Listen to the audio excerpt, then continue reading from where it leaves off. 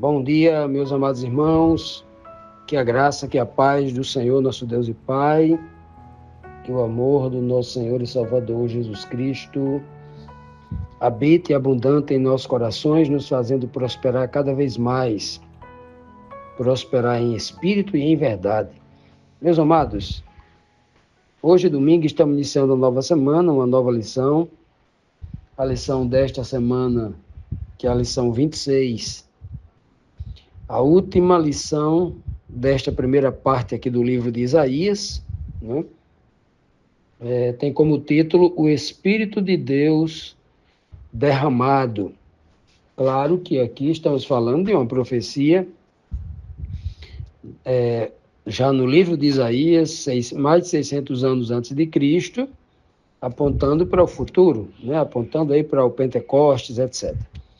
Então, o Espírito de Deus derramado, vamos então para o verso síntese da nossa lição desta semana, está no livro de Isaías, capítulo 32, versículo 15, que diz assim: mas Deus derramará sobre nós o seu Espírito. Então o deserto virará um campo fértil e as terras cultivadas darão melhores colheitas. Veja que aqui o texto está falando de uma promessa que ele fala derramar no sentido de chuva, né? No sentido de chuva, literal, claro, mas não é derramar água, ele fala derramar espírito, né? E aí, quando ele fala de campo fértil aqui, não está falando de uma plantação literal, de uma roça, de uma plantação de milho, de feijão, de trigo, de arroz, não está falando disto. Aqui, claro que a linguagem aqui usada em Isaías é uma linguagem espiritual, uma linguagem tipológica. Campo fértil aqui é um coração vazio de Deus e agora um coração abundante da palavra de Deus, do conhecimento de Deus e da atuação do Espírito de Deus, capacitando o homem para viver no caminho da justiça, da verdade. E terras cultivadas aqui era antes um coração deserto da verdade, da luz de Deus, né, do conhecimento de Deus, e agora cultivados pelo Espírito de Deus a conhecer aí o conhecimento de Deus, a verdade, né, e o conhecimento da verdade que ele liberta o homem para viver. Se antes vivia na injustiça, na mentira, na maldade, agora vai viver no outro caminho completamente inverso, né? O caminho da justiça, da bondade, da verdade, etc. Né? E diz mais aqui que darão as melhores, ou maiores, né? Melhores aqui tem sido maior, as melhores colheitas, os melhores frutos, né? As melhores quantidades, os frutos, e frutos aqui do Espírito, como diz lá no livro de Gálatas 5, versículo 22, né? Fala lá do fruto, no singular, fruto do Espírito. E lá nós lemos 9 virtudes do que o Espírito de Deus em nosso coração pode fazer, transformando a nossa vida, né? Semana passada nós estudamos o capítulo 30, né? Recapitulamos ontem a lição. Essa semana vamos estudar o capítulo 31 e vamos culminar aqui com o capítulo 32, versículo 15, que promete, enfim, né, essa chuva selando aí essa primeira parte desse estudo maravilhoso, né, do livro de Isaías, que o Messias, através do Messias, traria essa chuva do Espírito. Outro ponto interessante a ser considerado nesse texto, e em dezenas e dezenas de versos bíblicos, né, quase uma centena desses versos, tanto no Antigo Testamento quanto no Novo Testamento, nós temos aqui o termo Espírito de Deus ou o seu Espírito. Deus derrama do seu Espírito, aquele que está dentro dele, sobre as pessoas. Ele compartilha daquilo que é seu, que está intimamente ligado a ele, que está no seu interior, né? É o que está sendo apresentado em todo o Antigo Testamento, o Rua, né? O espírito, o fôlego, o sopro que sai de dentro dos pulmões, entre aspas, né? Nos pulmões de Deus. É isso que é o Espírito de Deus, né? Em nenhum lugar da Bíblia, Deus está mandando, fazendo chover alguém que está do seu lado, uma terceira pessoa. Espírito é o Espírito de Deus, né? Isso fica muito bem claro, né? Para aquelas pessoas que estudam a Bíblia, observando os detalhes, para que não se engane com falsas doutrinas que ensinam equívocos. Deus não derrama uma pessoa, né? Deus derrama daquilo que é seu, virtudes, espalha as suas virtudes. Continuando, meus amados, vamos aqui para a primeira pergunta da nossa lição, que nos traz aqui o seguinte questionamento. Que lamento o profeta Isaías lança sobre as autoridades de Israel por buscar a ajuda do Egito, por buscar a ajuda lá do faraó, o rei do Egito, né? Agora Isaías vai lançar, obviamente inspirado por Deus, amando de Deus, orientado por Deus, vai lançar aqui um lamento sobre, quando ele fala aqui, a pergunta fala autoridades de Israel, está em primeiro grau apontando para os líderes judeus lá em Jerusalém, que são da tribo de Levi, chamados de judeus, mas são levitas, aqueles que compõem principalmente a cúpula religiosa, o sumo sacerdote, os principais sacerdotes, os líderes sacerdotes, os doutores da lei, né? Principalmente os fariseus e saduceus, que formavam duas castas religiosas muito elitizadas, que mantinham uma distância do povo, né? Esse é um dos piores vírus, uma das piores desgraças que pode acontecer dentro da religião, né? A tal da religiosidade cega. E aqui, para este cenário, basta apenas um lamento, né? Ou vários. Diz o texto aqui no versículo 1 do capítulo 31, diz assim: Ai dos que vão para o Egito procurando ajuda. Eles confiam num povo que tem muitos cavalos e carros de guerra. Num país que tem cavaleiros valentes, mas não confiam no santo Deus de Israel. Não pedem ajuda ao Senhor. Veja que o lamento aqui, que está em tom aqui de constatação, de confirmação, ele deixa bem claro aqui aqueles que estavam indo falar com o faraó para propor ali um pacto, né? Quem sabe ali uma contratação, porque o faraó não ia pegar o seu exército, iria defender uma nação vizinha, né? Que ele também poderia pensar em conquistá-la para ficar pagando tributos à sua nação, para ela ser mais... Como ele já tinha feito no passado, sem pedir nada em troca. Ele ia pedir carruagem e carruagem de ouro, né? De prata. Iria pedir um valor muito alto, né? E quem vai para lá falar com o rei, com o faraó, não é o homem comum, não é o agricultor, o homem do campo, não. Quem vai falar com o rei, ou é o rei, ou principalmente o rei, né? Rei fala com o rei, e segundo escalão fala com o segundo escalão. Então, para falar com o faraó, pedir o seu exército, estamos falando de uma liderança aqui. Quem são as principais lideranças? Né? O rei lá de Judá, o rei lá de Jerusalém, né? O rei dos judeus, o reino do sul, acompanhado dos seus principais conselheiros, dentre eles o rei religioso, que era o sumo sacerdote, e os principais homens levitas, né? Os doutores da lei, que tinham a capacidade de negociar, a capacidade de falar, né? Eles viviam para isso, né? Para falar, para ensinar, a capacidade de negociar com aquele povo.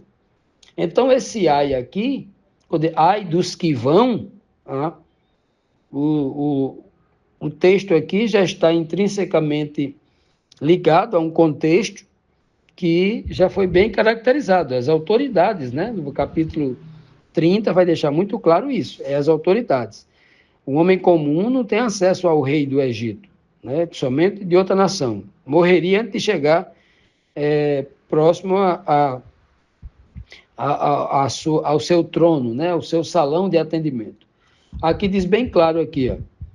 O Senhor diz, ai, ai, a palavra ai, prenuncia uma linguagem de juízo.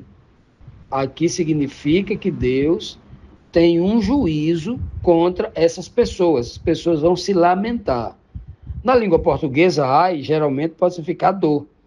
Quando alguém toma um corte, uma furada, diz ai, né, porque doeu. O ai, nessa tradução aqui, significa isso, uma consequência de uma dor que virá, né? Aqueles que estão indo buscar no Egito uma ajuda, um povo que não pode ajudar ninguém porque eles não reconhecem o Deus Criador, o Deus que Israel deveria conhecer, deveria pregar, deveria viver, né, as suas palavras, a sua doutrina, e agora eles estão buscando ajuda em alguém que precisa da ajuda de Deus, mas nem conhece. Como é que alguém pode ajudar outro se eles são os que mais necessitam de ajuda? Essa aqui é a linguagem implícita aqui. Diz lá assim, ó, eles quem? Os que estão indo lá. Eles, os líderes políticos e religiosos, eles confiam mais num povo que tem muitos cavalos e cavaleiros, carros de guerra, né, do que em Deus. Eles confiam mais num país que tem homens, guerreiros valentes, mas não confiam no santo Deus dele, no santo Deus de Israel, né? É como se eles não fossem, e não eram, né, israelitas de coração, de fé, eram só da carne, eram só descendentes naturais de Jacó, de Isaac e de Abraão, mas a fé de Abraão, que era a aliança que Deus havia feito com o seu verdadeiro povo, né, um povo espiritual, e não um povo carnal, não uma etnia, era esse povo aí que estava indo em busca de povos pagãos que nada poderiam fazer e que mais careciam de ajudas do que eles. Continuando aqui, meus amados, vamos para a segunda pergunta da nossa lição, que traz aqui mais um questionamento aqui do capítulo 31 de Isaías, que diz assim: como Isaías revela a forma como Deus agirá diante de tal situação? Como é que Deus vai agir diante de uma situação onde a cúpula política e religiosa de uma nação que professava ter o Deus Yahvé, o único Deus criador do céu e da terra, como seu Deus, que professava, pelo menos da boca para fora, que esse Deus era o seu protetor, e agora estava buscando uma nação que muitas vezes havia desdenhado, né, do povo de Israel, do Deus de Israel, estava procurando eles para receber ajuda. Olha só, é como se ele dissesse assim: ei, egípcios, vocês tinham razão, o nosso Deus não é de nada, o nosso Deus não consegue nos proteger, por isso que a gente veio aqui pedir ajuda de vocês, o Deus Horus, o Deus, né? Viemos pedir ajuda de vocês. Veja só que mensagem eles estavam transmitindo de forma indireta à mente ali, às pessoas. Era um mau testemunho, sem tamanho, era algo terrível, né? E aí Isaías vai revelar aqui a forma como Deus vai agir diante dessa situação, que era um estado onde eles, né, o rei experiente ia ver que o problema não estava em Deus, estava neles, né? Claro. Era um cenário de tristeza profundo. E o texto do versículo 2 diz assim: porém o Senhor é sábio e sabe fazer com que a desgraça venha. Deus é sábio, ele sabe fazer como como permitir a desgraça vir para o povo, né, de forma justa, para que os maus, né, realmente colham o que plantaram, mas o justo que está sendo oprimido no meio deles receba devidamente somente aquilo que lhe é devido, claro. E é por isso que Deus sabe como fazer, como permitir que a desgraça venha. O texto continua dizendo: ele sempre cumpre o que promete. Deus sempre cumpre o que promete. Por isso, ele ficará contra os que praticam o mal. Ele não vai ficar contra todo o povo de Israel. No meio de Israel havia 7.000 joelhos que não haviam se dobrado a Baal. Em todas as épocas, no meio de uma multidão, da maioria, o Senhor sempre teve uma minoria, a quem ele chama de remanescente. A própria palavra remanescente se refere à minoria, né? O pouco que resta, né? E ele não vai agora, né, ficar contra os que tentavam praticar o bem e a justiça, que é só contra os que praticam o mal. E conclui dizendo: contra todos os que ajudam as pessoas perversas. Vejam bem que agora ele coloca dentro do mesmo espectro, né? O espectro homens maus, aqueles que estavam indo lá para o Egito e aqueles que estavam ajudando essas pessoas. Aqui a Bíblia chama no Apocalipse 18:4, chamam de cúmplices. Não só os atores principais, aqueles que vão executar a obra, mas aqueles que apoiam. E aqui eu quero me deter um pouco mais nessa questão aqui. Muita gente que é cúmplice do erro, da maldade, acha que está livre do juízo de Deus. Muita gente diz assim: olha, eu pago o dízimo lá na minha igreja, lá para o meu pastor, mas eu sei que o escândalo na televisão é horrível. As provas contra ele de roubo, disso, aquilo, outro. Mas eu continuo pagando lá o meu dízimo, lá ele lá, porque a Bíblia diz que eu tenho que isso, pronto. Se ele rouba, o problema é dele. Eu chego lá, entrego o meu dízimo a ele. Se ele vai empregar esse dízimo em coisa boa, se ele vai traficar drogas, se ele vai traficar armas, se ele vai usar isso na política para ganhar mais dinheiro, se ele está usando para lavar dinheiro, se ele está envolvido com crime organizado, não importa.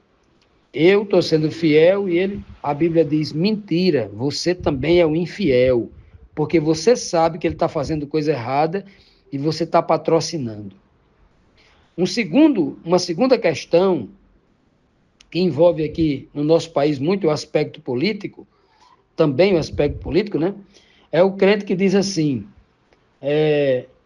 eu sei que aquele vereador, aquele deputado, aquele senador, aquele presidente, aquele governador, aquele prefeito, eu sei que está lá as provas, que ele roubou, que ele desviou, que ele fez coisa errada, que está assim, assim, assim, tal, mas eu voto nele porque ele é o menos pior.